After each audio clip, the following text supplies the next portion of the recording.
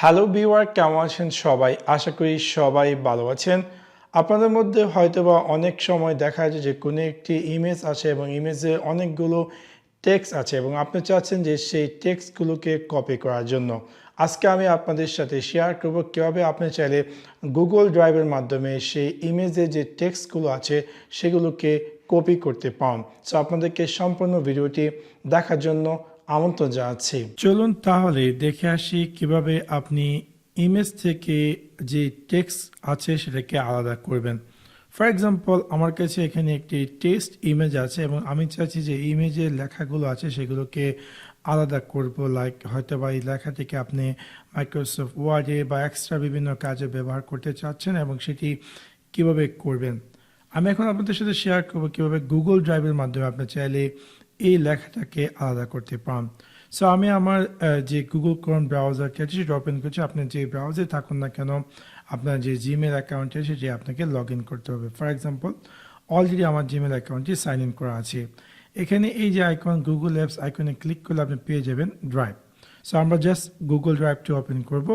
অবশ্যই আপনাকে Gmail account থাকার প্রয়োজন হবে এই কাজটি করার জন্য। সো আমি এখন এই গুগল ড্রাইভের মধ্যে এই যে ইমেজ ফাইলটি সেটাকে আমি এখানে আপলোড করে দিচ্ছি। সো আমি জাস্ট একে হোল্ড করে এখানে নিয়ে আসলাম এবং দেখতে পাচ্ছেন যে পিকচারটি এখানে চলে আসছে। এখন আমি কি করব, এই পিকচারটিকে রাইট ক্লিক করব ওপেন উইথ গুগল ডক।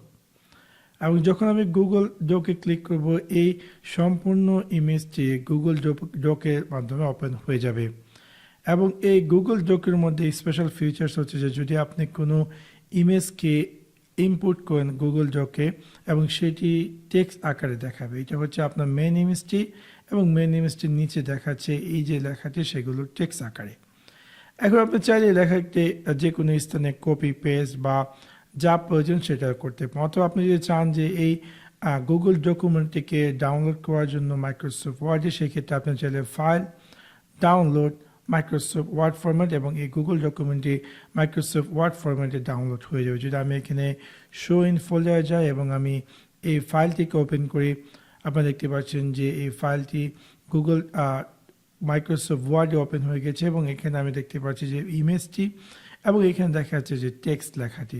আপনি জানতে এই ইমেজটিকে ডিলিট করেন, তাহলে এটাকে সিলেক্ট করে জাস্ট ডিলিট দিয়ে দিবেন, আপনার সেই ইমেজটি ডিলিট হয়ে যাবে। এখন আপনি যদি এই লেখাটিতে কোনো কাজ করতে চাচ্ছেন তাহলে যে কোনো ধরনের কাজ করতে পারেন।